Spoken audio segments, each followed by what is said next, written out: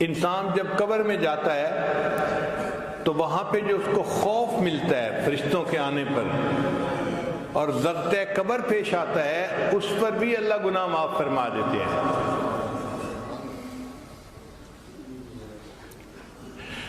جب میت قبر میں جاتا ہے نا تو حدیث پاک میں آتا ہے کہ قبر اس کو دباتی ہے، اور یہ دبانا ہر کسی کو پیش آئے گا، یہ نیک کو بھی پیش آئے گا، بد کو بھی پیش آئے گا، ہر کسی کو پیش آئے گا۔ نبی علیہ السلام کے ایک صحابی تھے حضرت سعد رضی اللہ تعالیٰ عنہ، نبی علیہ السلام نے ان کا جنازہ پڑھایا اور جنازے کے پیچھے پنجوں کے بل چلنے لگے یوں۔ تو ایک صحابی نے پوچھا، اے اللہ کے نبی صلی اللہ علیہ وسلم آج آپ ایسے کیوں چل رہے ہیں؟ نبی علیہ السلام نے فرمایا، سعد کی نماز جنازہ میں اتنے فرشتے آسمان سے اتر آئے، مجھے پاؤں رکھنے کی جگہ نہیں مل رہی۔ اتنے فرشتے نماز جنازہ میں شرکت کے لیے آسمان سے آئے۔ اور پھر نبی علیہ السلام نے یہ بھی فرمایا کہ سعد کی وفات پر اللہ کا عرش بھی 3 دن تک روتا رہا۔ حدیث مبارکہ میں ہے جب مومن فوت ہوتا ہے نا، آسمان کے وہ دروازے روتے ہیں جہاں سے اس کے لیے رزق اتارا جاتا تھا، زمین کے وہ ٹکڑے روتے ہیں جہاں بیٹھ کر وہ اللہ کی عبادت کیا کرتا تھا۔ تو سعد لانو کی وفات پر نبی صاحب نے فرمایا کہ اللہ کا عرش بھی 3 دن تک روتا رہا۔ پھر نبی صلی اللہ علیہ وسلم نے فرمایا کہ سعد کو بھی ضبط قبر پیش آیا۔ جس کی نماز جنازہ اللہ کے محبوب ہم پڑھا رہے ہیں اور جن کی نماز جنازہ میں اتنے فرشتے اتر رہے ہیں کہ پاؤں رکھنے کی جگہ نہیں مل رہی، اور جن کی وفات پر اللہ کا عرش بھی رو رہا ہے، ان کو بھی ضبط قبر پیش آیا۔ اس کا مطلب یہ ضبط قبر ہر بندے کو پیش آنا ہے، نیک ہو یا بد ہو۔ کیوں پیش آنا ہے اس کی وجہ بھی سن لیجئے۔ آپ ریسٹورنٹ پہ جاتے ہیں، بھئی مجھے چائے پلا دو، تو آپ کو 5 روپیہ اس کا بل دینا پڑتا ہے۔ پھر آپ کہتے ہیں نہیں اس کے ساتھ ذرا 2-4 کباب بھی لے آؤ، تو اب بل جو ہے وہ 100-200 روپے ہو جائے گا۔ آپ کہتے ہیں نہیں یار مجھے بھوک لگی ہے، کھانا کھانا ہے، اب ہزاروں میں بل چلا جائے گا۔ جتنا کھانا بڑھتا گیا اتنا ہی اس کی پرائس بڑھتی گئی۔ ہم دنیا میں جو جائز لذتیں لیتے ہیں نا، ان جائز لذتوں کی بھی قیمت ہے۔ اب ایک بندے نے عیش کی زندگی گزاری، امیر بندہ تھا، اور ایک بندے نے غربت کی زندگی گزاری۔ اب امیر بندے کو اس کا بل تو پے کرنا پڑے گا نا، تو کیسے کرے گا؟ ضبط قبر کی وجہ سے پیش کرے گا۔ غریب آدمی کو کم پیش آئے گا اور امیر آدمی کو زیادہ پیش آئے گا۔ اس لیے ہمارے بزرگ جائز لذتوں سے بھی پرہیز کرتے تھے۔ ہم تو ناجائز لذتوں کے پیچھے بھاگتے پھرتے ہیں نا، وہ جائز لذتوں سے بھی جو ہے پرہیز کرتے تھے۔ مجھے یاد ہے کہ میرے والد گرامی کھانا کھانے کے لیے جب بیٹھتے تھے، میں 2-3 سال کی عمر کا چھوٹا بچہ تھا، ساتھ بیٹھتا تھا، تو ابو ایک لقمہ سالن میں لے کر منہ میں ڈالتے اور گلاس پانی کا پڑا ہوتا تھا، اٹھا کر ایک گھونٹ سالن میں ڈال دیتے تھے۔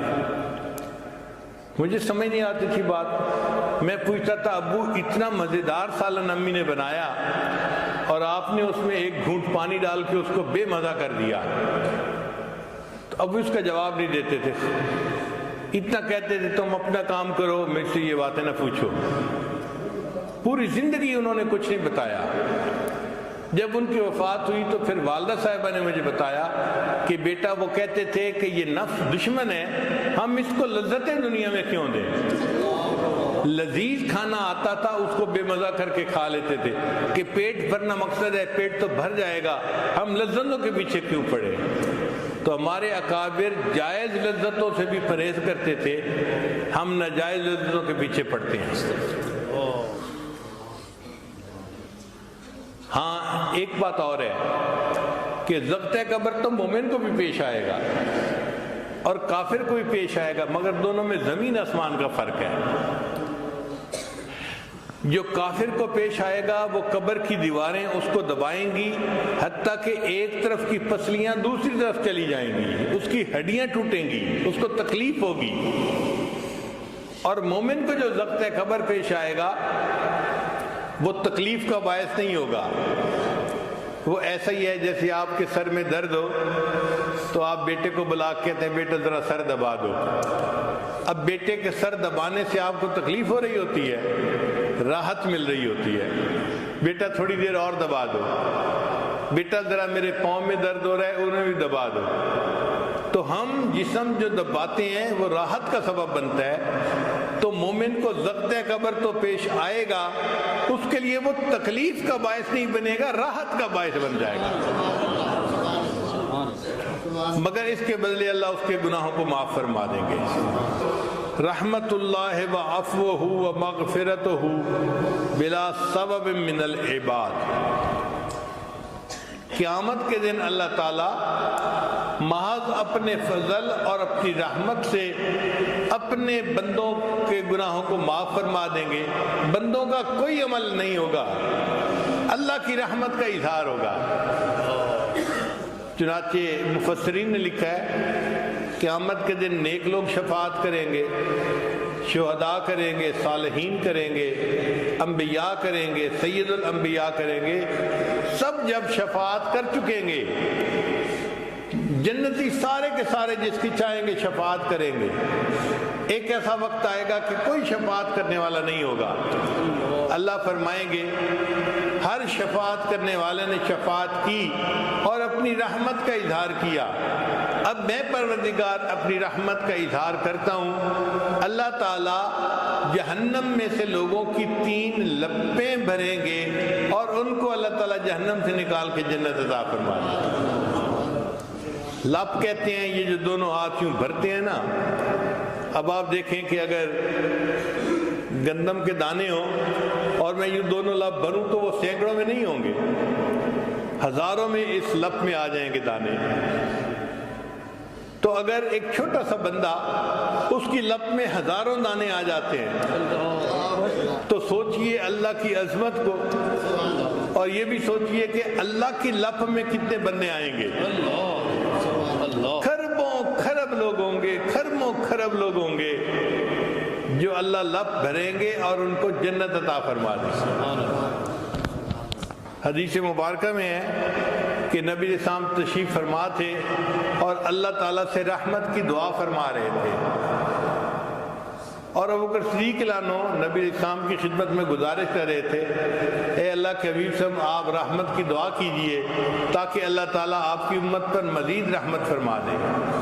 جب اللہ کے حبیب صلی اللہ علیہ وسلم نے خوب آہوازاری فرمائی تو اللہ تعالیٰ نے فرمایا اے میرے محبوب، میں قیامت کے دن ایک لپ بھر کر جہنمیوں کی نکالوں گا اور ان کو جنت عطا فرما دوں گا۔ عمر لانو بڑے خوش ہو گئے۔ ابوبکر صدیق لانو نے پھر عرض کیا اے اللہ کے حبیب صلی اللہ علیہ وسلم پھر دعا کیجئے۔ عمر لانو کہنے لگے ابو بکر آپ کو پتہ ہے کہ اللہ کی لپ کتنی بڑی ہوگی؟ تو ابو صدیق نے جواب دیا عمر اگر اور بھی لوگوں کا فائدہ ہو جاتا ہے تو تمہارا نقصان کیا ہے؟ یہ رحمت کا وقت ہے، اللہ کی رحمت متوجہ ہے، محبوب صلی اللہ علیہ وسلم کو دعا کرنے دو۔ چنانچہ ابوبکر صدیق عنہ کے کہنے پہ نبی اسلام نے اور دعا مانگی، اللہ نے 2 لپیں بھر کر نکالنے کا وعدہ فرما دیا۔ پھر ابوبکر صدیق نے پھر عرض کیا اے اللہ کے رسول اور دعا مانگیے۔ اللہ نے رحمت فرمائی، وعدہ فرمایا میرے محبوب میں 3 لپیں بھر کر لوگوں کی نکالوں گا اور ان کو جنت عطا کر دوں گا۔ امام غزالی رحمۃ اللہ اپنی کتاب میں اس حدیث پاک کو لکھنے کے بعد کہتے ہیں کہ مجھے اس پہ تو بھروسہ نہیں کہ میں اپنے عملوں کی وجہ سے جنت میں جاؤں، اللہ جن کو آپ اپنی رحمت سے نکالیں گے اور جنت عطا فرمائیں گے مجھے بھی ان میں شامل فرما لینا۔ اللہ ہم پر رحمت فرمائے، اور قیامت کے دن اللہ ہمیں فقط اپنی رحمت سے معاف فرمائے اور ہمیں جنت عطا فرمائے۔